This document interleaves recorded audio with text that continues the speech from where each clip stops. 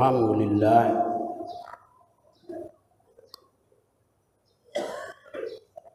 Alhamdulillahilladzi waffaqa man syaa'a min khalqihi bi fadlihi wa karamihi wa hadala man syaa'a min khalqihi bi masyiatihi wa adlihi wa asyhadu an la ilaha illallah wahdahu la syarika lahu wa la sabiya wa la misla wa la niddalah wa la hadda wa la jussata wa la a'da'a lah wa asyhadu anna sayyidana wa habibina wa azimana wa qa'idana wa qurrata a'yunina Muhammadan abduhu wa rasuluh.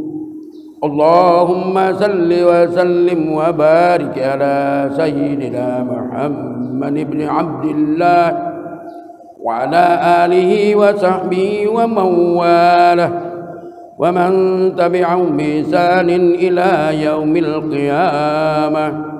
Wa la hawla wa la quwwata illa billah.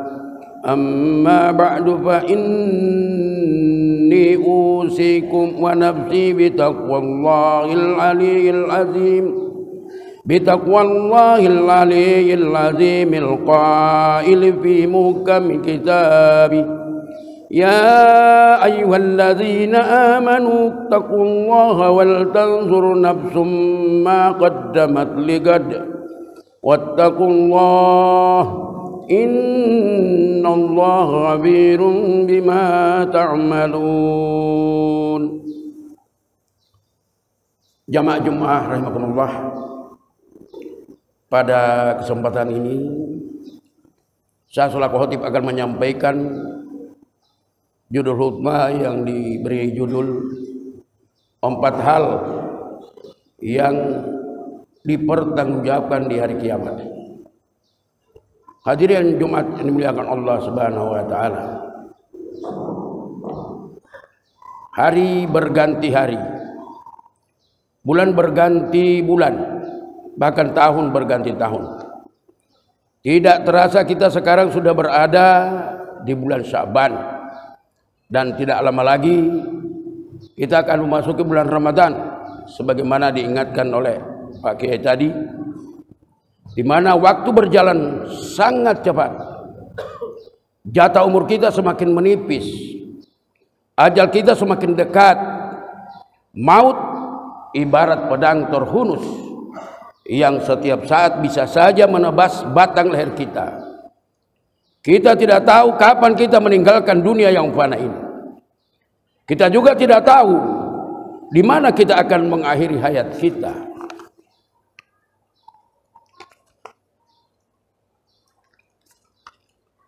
Setiap tarikan dan desakan napas saat menjalani waktu demi waktu adalah langkah menuju kubur. Manusia akan merugi apabila harinya berlalu begitu saja. Tidak bertambah iman, ilmu dan amalnya. Sepanjang perjalanan hidup akan ditanya dan diminta pertanggungjawabannya di hadapan Allah Subhanahu wa taala. Allah taala berfirman, walatus alunna amma kuntum ta'malun. Artinya, tetapi kamu pasti akan ditanya tentang apa yang telah kamu kerjakan. Quran surat An-Nahl ayat 93. Ternyata amal tak seberapa. Sedekah dan infak cuma sekedarnya. Mengajarkan ilmu tak pernah ada. Silaturahim pun rusak semuanya. Jika sudah demikian, apakah ruh ini tidak akan menolong? Jika sudah demikian, apakah ruh ini tidak akan melolong, meraung, menjerit, menahan kesakitan di saat berpisah dari tubuh waktu sakaratul maut? Olehnya itu, dalam kesempatan khutbah kali ini, saya selaku khatib akan mengajak kita semua untuk bermuhasabah dan merenungkan sabda baginda Rasulullah sallallahu alaihi wasallam la tazulu qadam abdin yaumal qiyamati hatta yus'ala an arba'in an umrihi fima afnahu wa an jasadihi fima ablahu wa an ilmihi maza amila fihi wa an malihi min aina iktasabahu wa fima anfaqahu. Rawah Ibnu Hibban wa Tirmizi. Artinya, kedua kaki seorang hamba tidaklah beranjak dari tempat hisabnya pada hari kiamat hingga ia ditanya mengenai 4 hal. Pertama, umurnya, untuk apakah ia habiskan. Yang kedua, jasadnya, untuk apakah ia gunakan. Ketiga, ilmunya, apakah telah ia amalkan. Dan yang keempat, hartanya, dari mana ia peroleh dan dalam hal apa ia belanjakan. Hadis riwayat Ibnu Hibban At-Tirmizi. Perkara pertama yang akan kita pertanggungjawabkan pada hari kiamat kelak adalah umur kita. Sejak kita menginjak usia balik, seluruh apa yang kita yakini, kita ucapkan dan kita perbuat akan kita pertanggungjawabkan kelak di akhirat. Jika kita telah melakukan seluruh kewajiban dan menjauhkan diri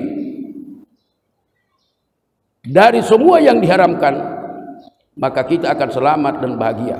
Sebaliknya, jika tidak, maka kita akan binasa dan merana. Hidup kita di dunia ini ada batasnya, dibatasi oleh waktu. Suatu saat kita akan meninggal.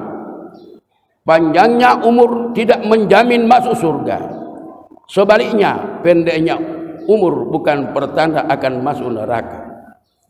Di samping itu, ketika kita meninggal dunia, nama kita pun lama-lama akan tenggelam dan tidak tersebut, sekalipun orang yang kita cintai. Nabi sallallahu alaihi wasallam bersabda, an Abdullah bin Busri radhiyallahu anhu, anna Arabiyan qala ya Rasulullah, man khairan nasi? Qala man tala umuruhu. Qala man tala umuruhu wa hasuna amaluhu, wa syarrun nasi man tala umuruhu wa sa'a amaluhu. Rawat Tirmizi. Artinya, dari Abdullah bin Busra meriwayatkan bahwa ada seorang Arab Badui berkata kepada Rasulullah SAW, wahai Rasulullah, siapakah sebaik-baik manusia? Beliau menjawab, siapa yang paling panjang umurnya dan baik amalannya. Dan seburuk-buruk manusia, siapa yang panjang umurnya dan buruk amalannya.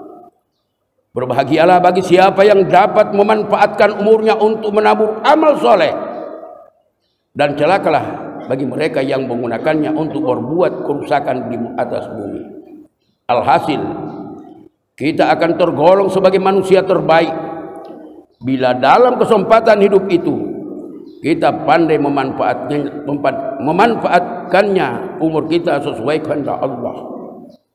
Yang kedua, kita akan ditanya mengenai jasad kita. Jika seorang muslim menggunakan jiwa raganya untuk berbuat taat kepada Allah, maka dia akan senang dan beruntung. Sebaliknya, jika seorang muslim menggunakan jiwa raganya untuk bermaksiat kepada Allah, maka akan merugi dan tidak beruntung. Apabila seorang muslim telah membingkai kehidupannya dengan misi ibadah kepada Allah semata, maka siapapun muslim itu, dia dimanapun ia berada, apapun profesinya, ia memiliki orientasi untuk memberikan manfaat bagi orang lain. Khairun nas tanfa'uhu linnas. Sebaik-baik manusia ialah memberi manfaat kepada manusia lainnya.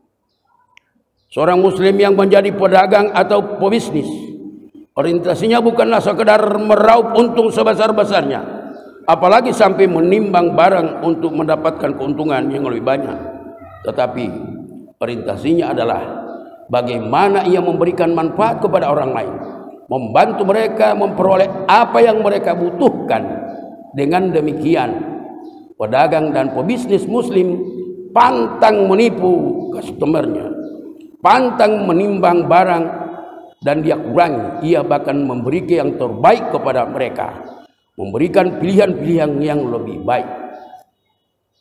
Seorang muslim yang menjadi guru, orientasinya bukanlah sekadar mengajar lalu setiap bulan mendapatkan gaji, tetapi orientasinya adalah bagaimana ia memberikan manfaat terbaik kepada peserta didiknya.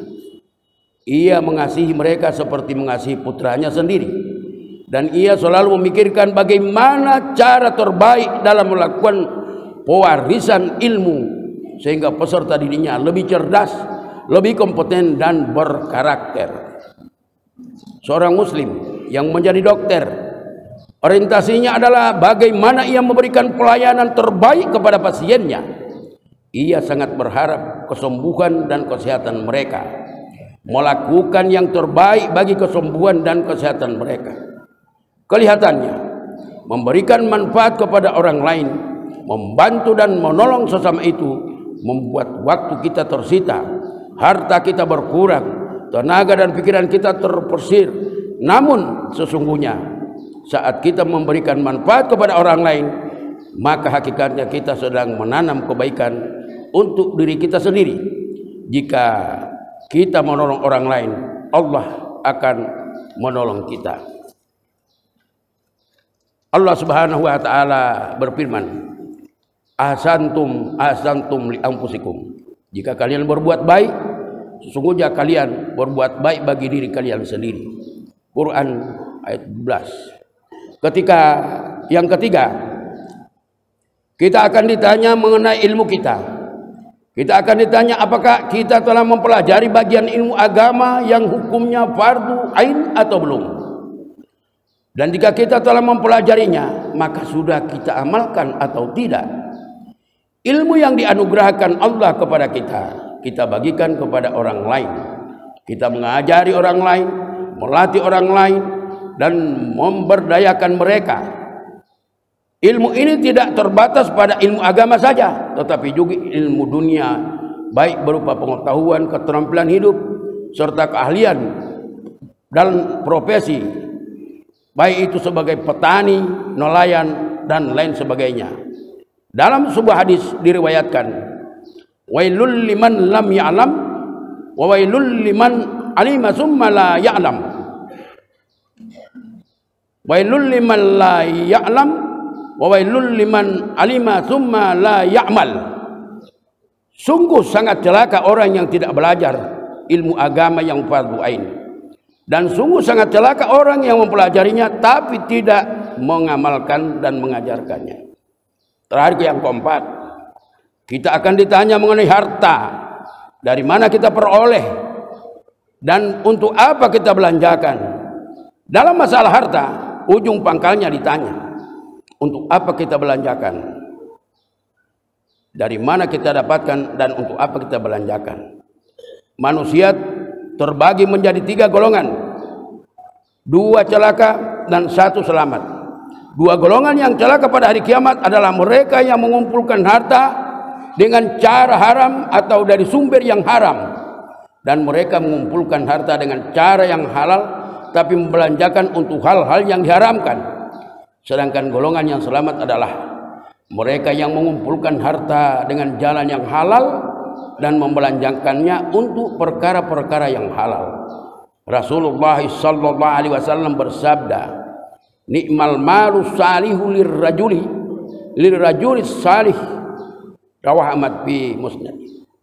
Sebaik-baik harta adalah harta milik orang yang saleh. Hadis riwayat Ahmad dalam Al-Musnad. Karena orang yang saleh akan mencari harta dengan cara yang halal dan membelanjakannya untuk hal-hal yang dihalalkan oleh Allah Subhanahu wa taala. Hadirin sidang Jumat rahimakumullah. Alhamdulillah. Puji syukur tak lupa kita panjatkan kepada Allah Subhanahu wa taala karena masih diberi kesempatan untuk bermuhasabah akan kekurangan kita. Semoga ilmu, umur, harta dan badan yang kita miliki dapat kita manfaatkan. Insyaallah kita semua memperoleh ridha Allah dan akan masih meraih bulan suci Ramadan untuk melebur segala dosa-dosa di depan mata kita. Demikianlah khutbah yang singkat ini, mudah-mudahan bermanfaat dan dapat menuntun kita menuju kehidupan yang lebih baik dan penuh barokah pada tahun ini. Amin ya rabbal alamin. Aqulu qawli hadza wastaghfirullah li wa lakum wastaghfiru innahu wal ghafurur rahim.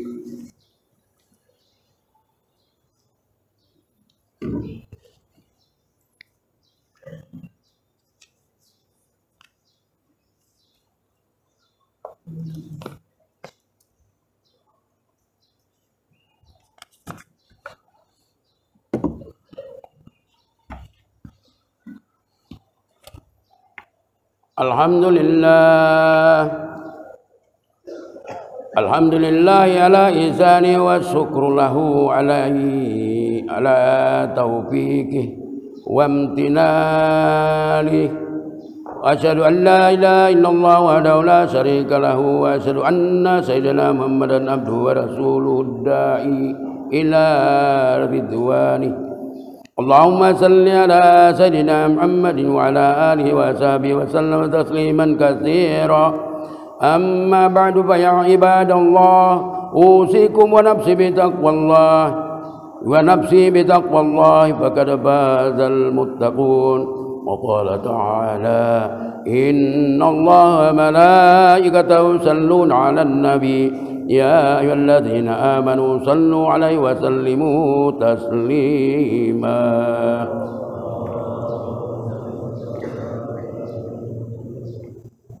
Allahumma salli wa sallim ala Muhammadin fil awwalin wal akhirin wa salli ala Muhammadin fil mala'il a'la ila yaumiddin wa salli wa sallim ala sayyidina Muhammad fi kulli waqtin wa hin.